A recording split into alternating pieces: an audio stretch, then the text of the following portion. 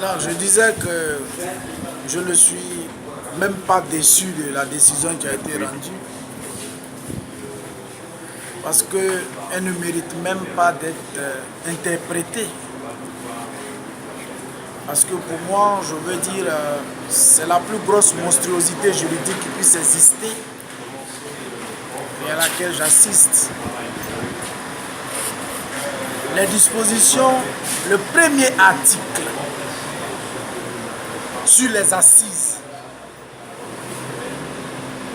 à savoir les dispositions de l'article 231 du Code de procédure pénale, dit clairement que la cour d'assises ne peut connaître d'aucune autre accusation en dehors des accusations qui ont été portées devant elle par l'arrêt de la chambre d'accusation. On ne peut pas venir commencer à lire un arrêt en visant en premier lieu l'arrêt de la chambre d'accusation qui n'a nullement visé des faits de meurtre et puis venir condamner des gens pour des faits de meurtre. C'est impensable.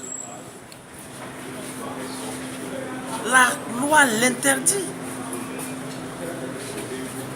La cour d'appel n'a pas ce pouvoir de requalifier. C'est clair et c'est net. Elle ne peut connaître d'aucune autre accusation.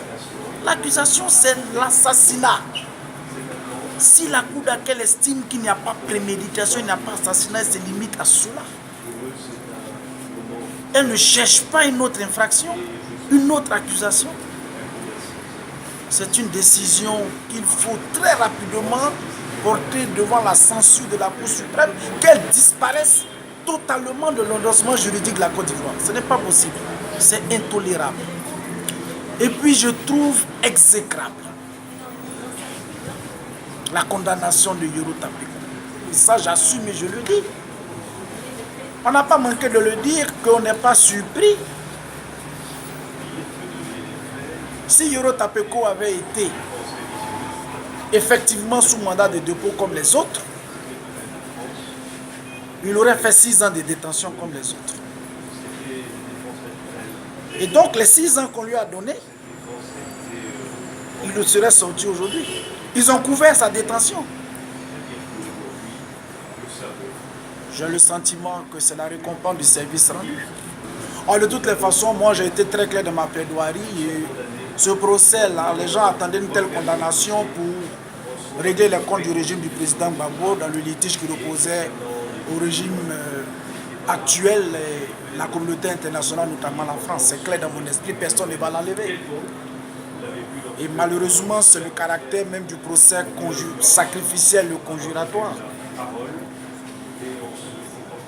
Nous avons la possibilité de porter cette décision à la censure de la Cour suprême.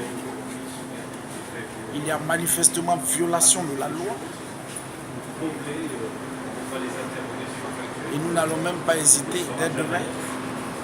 Nous allons saisir la Cour suprême dans l'espoir qu'elle pourra casser et annuler cette décision-là, qui, ma foi, doit disparaître au plus vite. Accusé, veuillez vous lever, s'il vous plaît.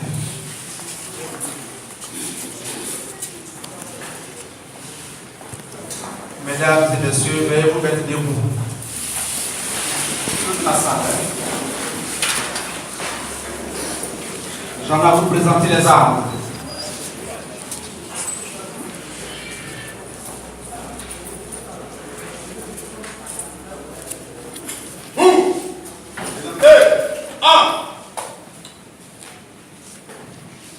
La Cour. Vu l'arrêt numéro 98 du 20 avril 2016 de la chambre d'accusation de la Cour d'appel d'Abidjan portant renvoi de Goblet Bruno, Abidjan, au cours Maudit Léopold, Osé Logué, Kofi Félix Oufoué, Yoro Tapeko Max Landry, Guy Bleka, Don Joël, Zazou Kofi et Série Joseph. Oui, le ministère public en ses réquisitions. Oui, les avocats de la partie civile et ceux de la défense en leur plaidoirie. Les accusés qui ont eu la parole les derniers.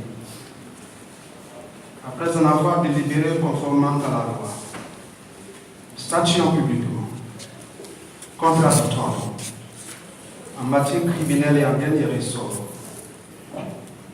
déclare Série Joseph, Zazou Kofi, Don Joël, Kofi Félix Oufoué non coupable de tous les faits mis à leur charge. En conséquence, prononce leur acquittement. Déclare Yoro Tapeko Batslandri non coupable des faits de séquestration et d'assassinat mis à sa charge. En revanche, le déclare coupable des faits d'arrestation illégale mis à sa charge. Requalifie les faits d'assassinat en ceux de meurtre. Déclare Osé Logué coupable des faits ainsi requalifiés. Déclare par contre Dobo Blé Bruno, Abidjan, Okumodi, Guy Bleka, complice des dix faits. Déclare Guy Bleka coupable des faits d'arrestation illégale. Déclare Osé Logué co-auteur d'arrestation illégale. Déclare Dobo Blé Bruno, Abidjan, Okumodi, complice des dix faits. Déclare Guy Bleka et Osé Logué coupables des faits de séquestration. Déclare Dobo Blé, Abidjan et Okumodi complices des dix faits. Déclare Osé Logué coupable des faits de disparition des cadavres. Déclare Dobo Blé, Abidjan et Okumodi complices des dix faits. Déclare qu'il existe en la cause des circonstances atténuantes en faveur des accusés Dobo Blé, Abidjan, Okumodi, Osé Logué et Guy Bleka. En conséquence, condamne Osé Logué à 20 ans d'emprisonnement. Condamne Dobo Blé Bruno, Okumodi Léopold et Abidjan à 18 ans d'emprisonnement chacun. Condamne Guy Bleka Henri Joël à 10 ans d'emprisonnement. Condamne Yoro Tapeko Mas Landry à 6 ans d'emprisonnement. Les condamne chacun à 500 000 francs d'amende.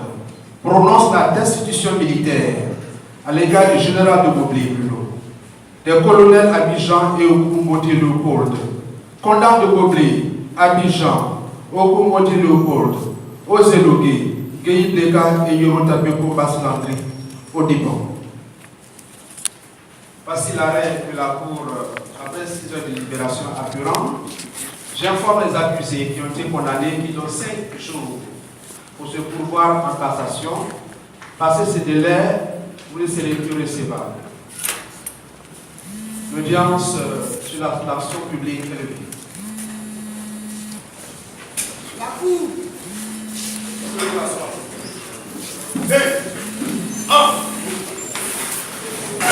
L'action civile reprend dans 10 minutes. La difficulté de prendre la parole aujourd'hui. Difficulté, mais aussi aisance parce que mes deux confrères ont pratiquement dit ce que j'avais à dire. C'est vrai, ça me coupe un peu l'herbe sous les pieds, parce qu'on serait sorti d'ici. Peut-être c'est ce qui a effrayé un peu le président pour suivre l'audience, sinon nous étions prêts à aller jusqu'au bout. Mais Mais rassurez-vous, Monsieur le Président, mes deux confrères ont tout dit et bien dit, ce qui fait que, personnellement, et une fois n'est pas coutume, je vais être assez bref. Monsieur le Président, Monsieur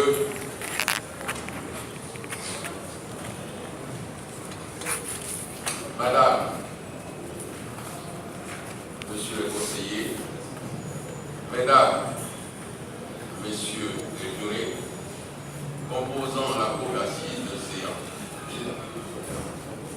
En cet instant grave, debout comme un commandant sur le pont de son navire, un bras en droit, suppliant les autres du Dieu d'une mer agitée, emportant l'équipage et passagers. Parce que pour moi, l'instant est grave. Je prends la parole en dernier, comme le veut l'usage et la tradition, au nom des avocats de la défense en général et singulièrement pour assurer la défense générale d'Ogo. Monsieur le Président, Madame et Messieurs les conseillers, Mesdames et Messieurs les jurés, je vais vous parler des vivants et des morts. Les vivants, ce sont les accusés ici présents.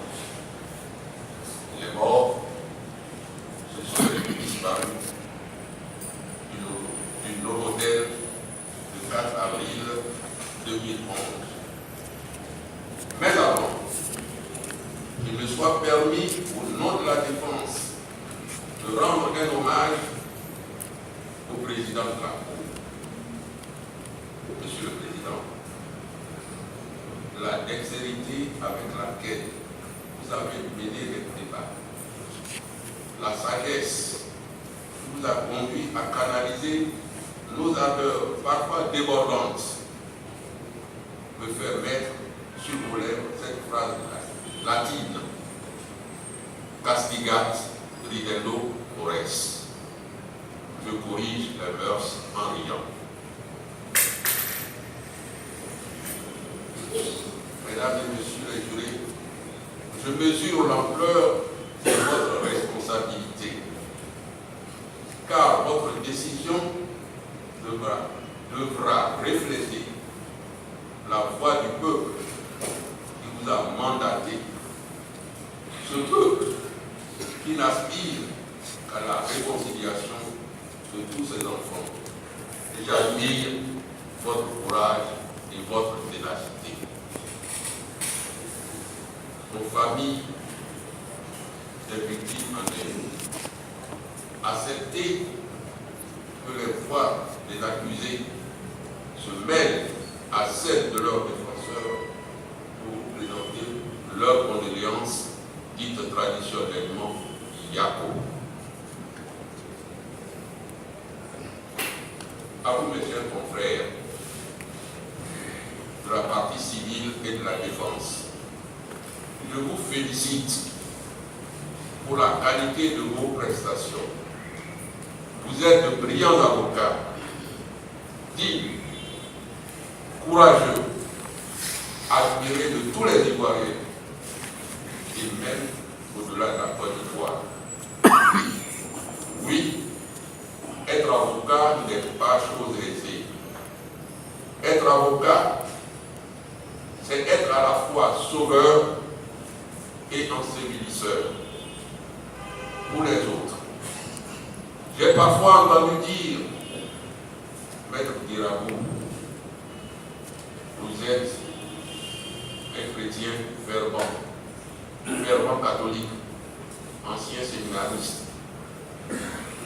Comment pouvez-vous défendre une personne qui tue? Et je réponds, oui, parce que je suis ancien ancien séminariste, c'est pour cela qu'avant chaque audience, il y a un chant qui me revient toujours, le Salve Regina. Et dans le Salve Regina, il y a une phrase qui me plaît, où on dit Marie, avocata nostra, c'est-à-dire notre avocate. Et quelquefois, en plaisantant, j'ai dit que toutes les professions passeront. La seule profession qui subsistera au ciel, c'est la profession d'avocat.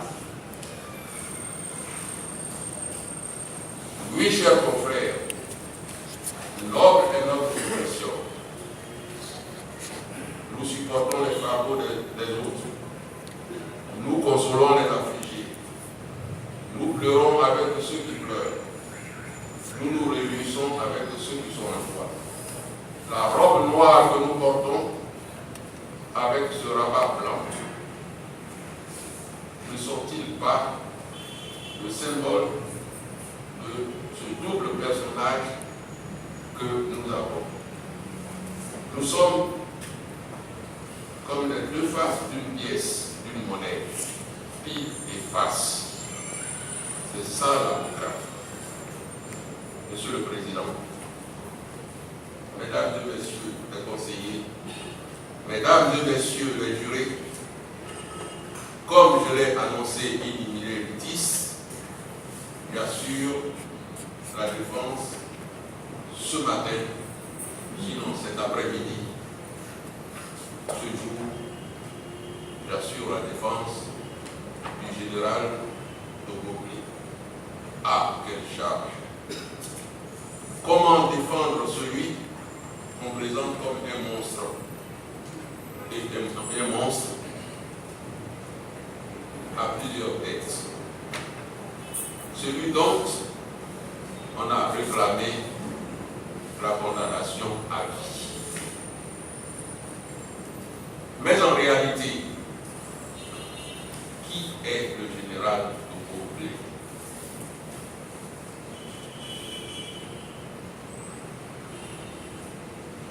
En ce qui concerne l'état civil, le Gauguin est né le 2 avril 1959 à Galois. Il est fils de feu Yohou et de Yohou Sudan. Il est marié et père de 4 enfants. Sur le plan universitaire, le Gauguin est titulaire du bac en sciences économiques. Il est diplômé de l'école spéciale militaire de Saint-Cyr. Saint-Cyr, c'est en France. Il est diplômé de l'armée blindée et cavalerie de Saumur, en France. Il est diplômé des corps d'état-major, breveté parachutiste de l'école des troupes de Pau, France. Il est instructeur en droit international humanitaire. Sur le plan professionnel, le Gauguin a été pendant 15 ans au 1er bataillon blindé à Guédo en qualité de chef de peloton blindé.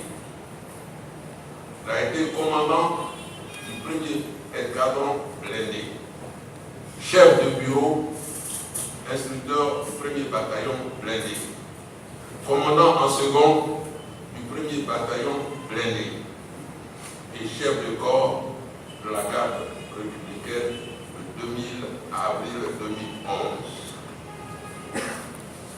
Les latinistes diront Ecce Homo, ça veut dire voici l'homme.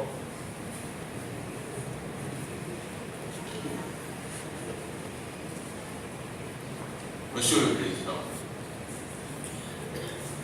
Madame, Messieurs, Mesdames, Messieurs les jurés, c'est ce homme que l'accusation vous demande de condamner à vie On vous demande de condamner ce vaillant militaire, digne, courageux, fidèle à la mission dévolue à la garde républicaine,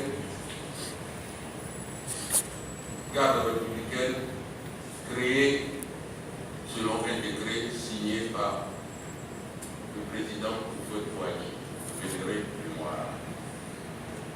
Ce général qui a protégé les bâtiments abritant le patrimoine de la Côte d'Ivoire, donc le palais présidentiel et le palais de l'Assemblée nationale. Symbole de notre souveraineté et qui ne distingue ni les présidents ni les républiques. Nous en sommes à la troisième république. Mon général, homme de devoir, vous êtes craint de vos adversaires. Oui, vous êtes craint. Mais moi je dis, mon général, qu'un général n'est pas un comédien. Un général est le rempart de l'État. S'il est solide, le pays est puissant. Sinon, le pays est chancelant.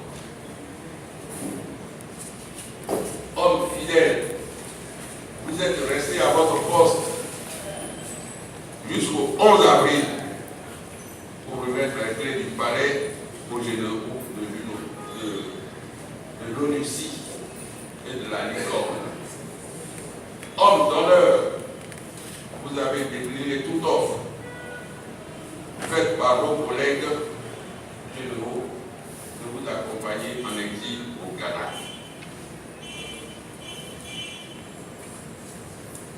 Monsieur le Président, Madame et Monsieur le Conseiller, Mesdames et Messieurs les jurés,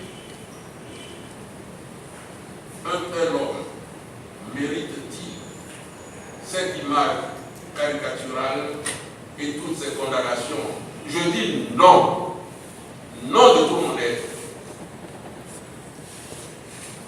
Vous ne pouvez pas condamner un tel homme. Mais l'affirmer, monsieur le Mesdames, décidé de l'emploi. C'est pour cette raison que je vais tout simplement, et comme je l'ai dit, mes dévanciers, mes jeunes, ont tellement bien plaidé. Ils ont dissipé toutes ces infractions et ce serait superfétatoire et abuser de votre patience et de votre ténacité si j'en rajoutais. Mais je voudrais simplement rappeler en droit deux choses. Il y a le droit civil, la responsabilité civile et la responsabilité pénale. La responsabilité civile est gouvernée par les articles 382, 383 et 384. La responsabilité civile commence par tout fait quelconque de l'homme qui cause un dommage à autrui. C'est dire que si, en passant, ce gendarme qui est là, si ma touche s'en va toucher à sa tête,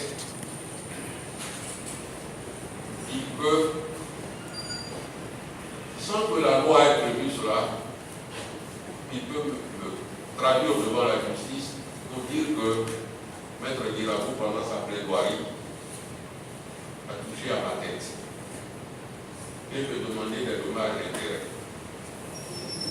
Ça, c'est la responsabilité civile. C'est l'article 382 qui le dit. Tout fait quelconque de l'homme, même si vous n'avez pas voulu, ça dit tout fait.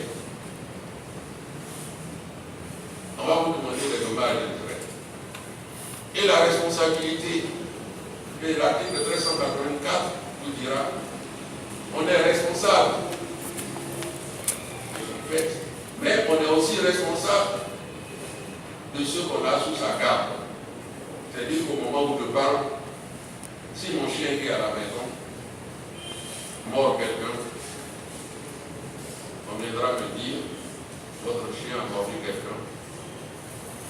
C'est vous qui êtes responsable. Mais je ne suis pas responsable pénalement, je suis responsable civilement. Je dois réparer le dommage. Si mes petits-enfants qui sont à la maison, en jouant, blessent un de leurs camarades, je serai responsable. Pour la blessure, ça aussi. Voilà la responsabilité civile.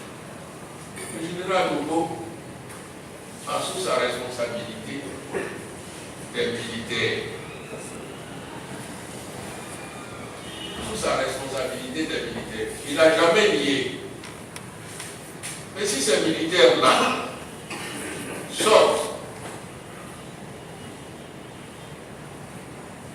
ils vont violer les femmes. Ils vont commettre, ils boivent, ils se saoulent, ils cassent. Est-ce que la responsabilité pénale du général Doubo est engagée? C'est mieux, ce ne serait même pas sa responsabilité. La responsabilité même de l'État sera engagée. C'est ça la responsabilité civile.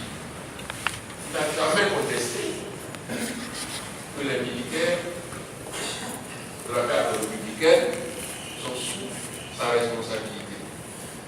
Mais s'ils vont commettre des infractions, mesdames et messieurs les jurés, sachez qu'en droit, cette responsabilité-là n'incombe pas au général Doubo. À côté de la responsabilité civile que je viens de dire, il y a la responsabilité pénale.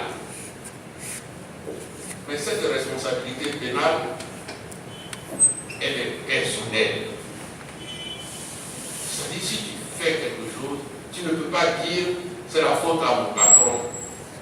On ne peut pas dire, puisque c'est ton patron, tu as un patron, c'est toi. Pour illustrer cela, je prends deux exemples. Le premier sera tiré un peu, vous direz, bon, c'est normal, c'est un ancien scénariste. Le premier sera tiré un peu des paroles. Vous voyez, dans certains écrits, il a été dit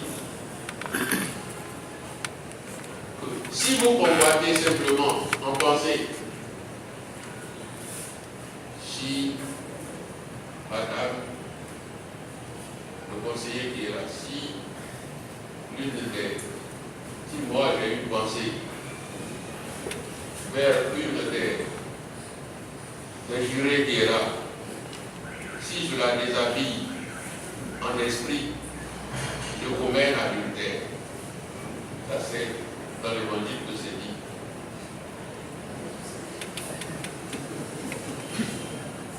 Même dans certaines coutumes, je les amis, si une femme est dans la douche en train de se laver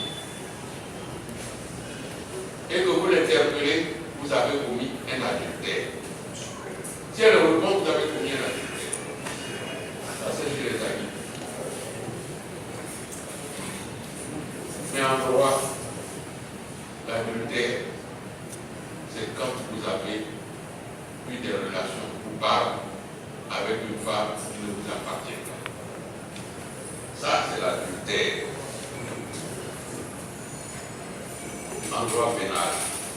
Donc le droit pénal, il est différent, pour vous dire, mesdames et messieurs, le droit pénal, il est différent du droit civil. Pour la réparation civile, Mais en droit pénal, il faut avoir soi-même commis l'infraction. Aujourd'hui, mes confrères ont tellement si bien développé que moi je ne le reviendrai pas. Mais en ce qui concerne le général Nogo, je voudrais simplement dire, en m'associant à un confrère, Maître Auban, qui a dit, quand un accusé, tel que le général Nogo, qui comparaît devant la justice, il ne reste plus de place pour les autres accusés.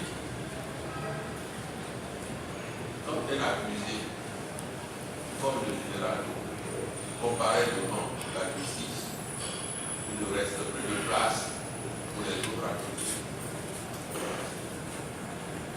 Innocent, il va innocenter tout le monde. Parce qu'aujourd'hui, là, le général, on dit tout est parti du palais. Si on dit que le général Togo n'est pas coupable, mais les autres, on va dire que tout le monde n'est pas coupable. Mais s'il est coupable, tout le monde est coupable. Parce que c'est le général Togo.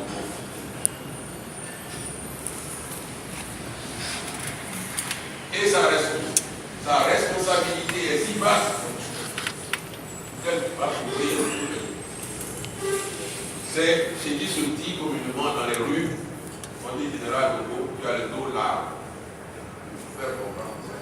Quand on dit à quelqu'un dans la rue que tu as le dos large, ça veut dire que toutes les fautes là, on les laisse sur le dos. Oui. Monsieur l'avocat général, vous avez requis avec votre conviction, c'est ce que vous avez dit, une condamnation pour le général Togo. Oui, je sais qu'en disant que le général Togo est condamné à vie, vous sonnez ce que moi je pourrais dire, vous sonnez le glas pour lui. Le glas, c'est les dernières cloches qu'on sonne quand vous mourrez et que vous allez au cimetière. C'est ça qu'on dit le glas, on sonne le glas. Pourquoi vous sonnez le glas pour le général? Parce qu'après une série de condamnations, on l'a condamné à plusieurs faits. Depuis 2011, que moi je le connais, il a été condamné, c'est 3 fois. Aujourd'hui, c'est le summum. Donc vous sonnez le glas. C'est ce qui manquait seulement à son palmarès, la condamnation. Aujourd'hui, on met ça dans une bloc d'idées.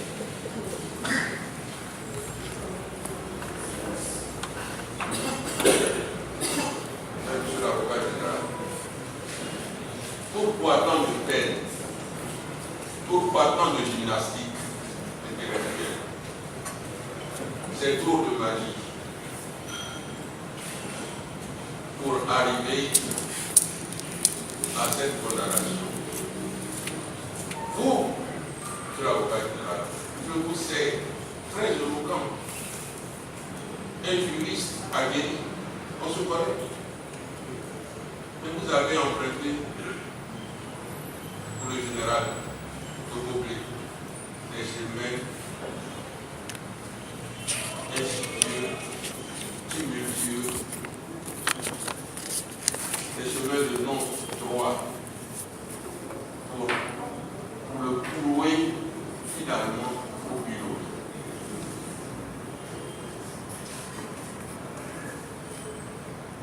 Croyez-vous que les infractions que vous lui imputez sont véritablement constituées? Croyez-vous, puisque vous dites que vous êtes convaincu, croyez-vous que les infractions que vous lui imputez sont véritablement constituées?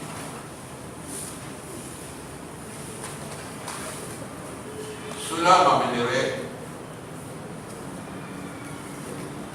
à examiner toutes ces infractions Mais je ne voudrais pas soumettre la Cour à cette gymnastique-là encore. Mes jeunes confrères, ils ont parlé de l'ordre donné s'agissant de l'arrestation illégale. Ils ont parlé de la séquestration. Ils ont parlé de l'assassinat. Ils ont parlé de tout. Vais-je le répéter? Si la répétition est pédagogique, je ne suis pas instituteur ni professeur. Je vais vous épargner, mesdames et messieurs les jurés, je vais vous épargner cela. Mais vous avez écouté mes confrères vous dire, et l'avocat général lui-même l'a dit, il n'y a pas d'ordre donné. C'est pas moi qui le dis, c'est lui-même qui a dit qu'il n'y a pas d'ordre venant des autorités militaires. Le général Togo, l'a-t-il dit, est venu à la barre pour dire qu'il n'a pas donné d'ordre. Mais s'il n'a pas donné d'ordre, que fait-il ici alors? Que fait-il ici? Parce que dans l'arrêt de renvoi, on nous a précisé, c'est cela l'élément déclencheur. Ça n'a rien déclenché. Il n'a rien déclenché dans la mesure où il n'a pas donné d'ordre. On ne peut pas le dire. Il est l'élément déclencheur.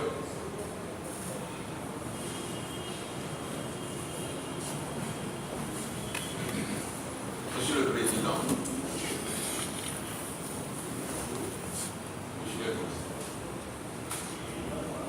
Monsieur le Président,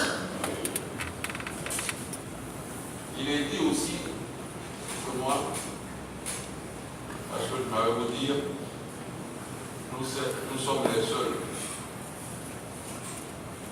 ouvriers, nous n'habitons pas au bord de la lagune, je suis la Beauté.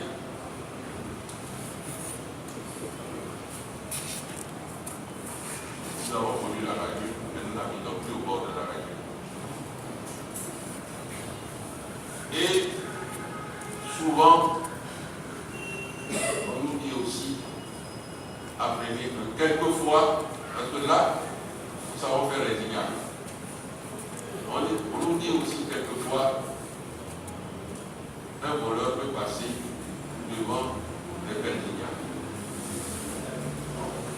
Monsieur l'avocat général, même si le général Togo a tous les péchés d'Israël, si aujourd'hui il n'a rien fait, pourquoi on ne va pas dire qu'il n'a rien fait? Ça fait quoi? On le dit. De toutes les façons, où il est là, il est condamné à plusieurs peines. S'il n'a rien fait, on a ce courage de dire qu'il n'a rien fait, mesdames les jurés. Dites-le. Ça ne fait rien. Dites-le. Mais on veut absolument que ce soit lui. Et pour dire que ce soit lui, il faut dire oui, les gens sont partis du palais présidentiel. Mais à cette période-là, qui pouvait contrôler qui? Et puisqu'ils sont partis du palais présidentiel, général de Beauté, toi qui dis que tu es bon militaire, tu es général, que rien ne peut se faire sans toi. Si les gens sont partis, c'est que tu es au courant. Même le bon Dieu, quelquefois, n'est pas au courant de notre naissance.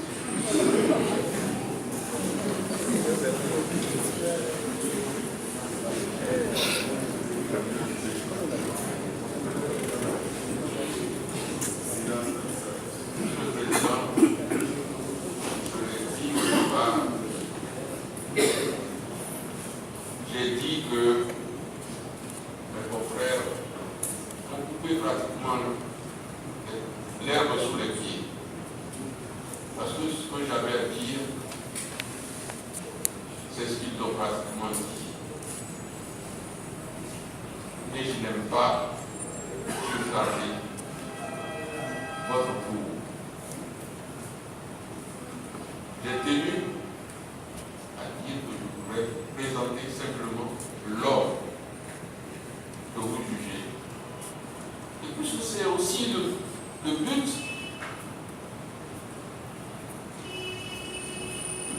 du pénal. Quand vous devez juger quelqu'un, il faut le connaître. C'est un droit pénal. C'est ce qu'on nous apprend. En civil, non. Vous avez des intérêts qui sont opposés. Mais en droit pénal, avant de prononcer une condamnation, il faudrait connaître la personne. Et j'ai tenu à vous le faire connaître. Je n'ai pas voulu inventer. Je n'ai pas voulu vous dire que le général Dogo est un saint. D'ailleurs, les saints n'habitent pas cette terre. Mais je voulais simplement vous dire que c'est un homme de devoir et qu'il ne faudrait pas confondre le droit civil et le droit pénal. Ce n'est pas parce que, je le répète encore, un enfant ou bien un de mes employés a quitté ma maison pour aller faire quelque chose que moi, Dirabou, je suis responsable. On a parlé des caméras. Je ne dis pas ça pour que les esprits malveillants aillent visiter mon cabinet. Il y a des caméras dans mon cabinet. Mais ce n'est pas tout le temps que ces images-là sont fixées. Les caméras passent. Il y a des images qui vous viennent à tel moment et puis ça passe. Non. On ne peut pas, mesdames et messieurs, on ne peut pas se baser sur le fait que vous avez des caméras dans votre main. Pour vous dire comment et pourquoi vous n'avez pas vu ces gens-là entrer. On ne peut pas vous dire qu'on vous a salué à 6 mètres. Je ne sais pas si vous vous représentez. À 6 mètres, vous n'avez pas répondu. Alors, vous êtes complice, vous savez. Non. Non, monsieur le président. Non, madame. Non, monsieur. Si le général l'avait vu en bon militaire, il aurait dit repos. Il n'a pas fait. Et vous fûtes lui-même venu à cette barre pour dire, il semble qu'il ne m'a pas vu. C'est pour cela que je voudrais vous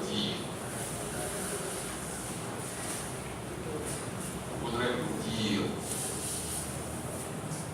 que ne forcez pas. Ne forcez pas, ne faites pas plaisir.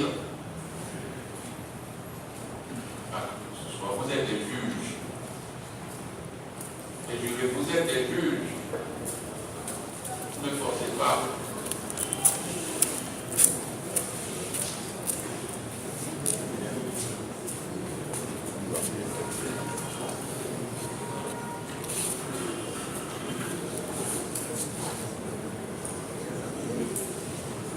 C'est pourquoi, Monsieur le Président, Madame, Messieurs, Mesdames, Messieurs,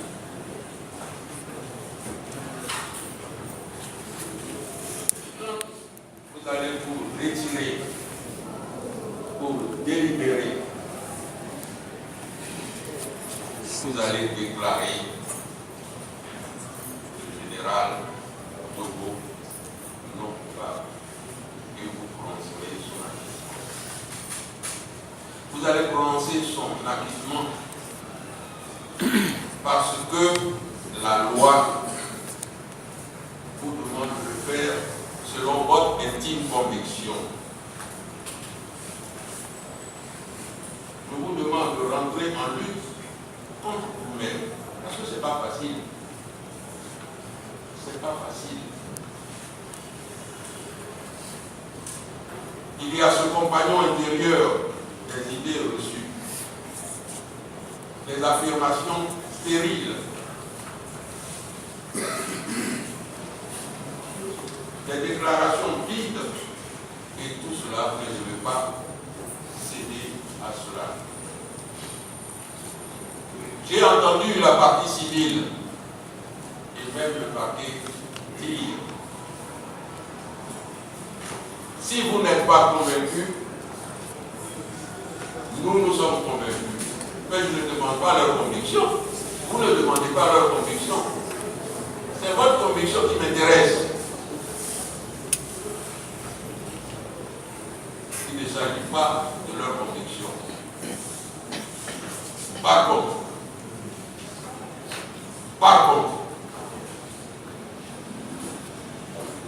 en toute humilité et selon le droit pur et strict, moi, je vous dis, vous êtes convaincus. C'est pourquoi, dans votre délibération, vous regarderez le symbole, la balance, symbole de la justice. Ce n'est plus des bruits extérieurs. Ce ne seront plus les recommandations extérieures. Mais c'est votre conviction et ce sont vos yeux, vos pensées, votre cœur. C'est tout cela qui va fixer cette balance. Même si à Yopougon, ici, on ne l'a pas, au tribunal, au plateau, nous, on l'a. La balance est là. Quand vous serez dans la salle de délibération, cette balance, je vous le dis, sera fixée. Je la ferai fixer devant vous. Regardez cette balance. Vous allez mettre dans un plateau les charges, les accusations, et dans un autre plateau ce que nous avons apporté comme conviction. Et vous verrez que c'est cela qui va apporter votre conviction. Regardez, et je sens déjà que c'est ce côté-là qui se penchera. Alors, pour une fois, vous n'allez pas vous associer à l'accusation pour dire que le général Togo doit mettre sur sa carte de visite condamné à mort, condamné à vie. J'ai plaidé. Merci beaucoup, M. La partie civile.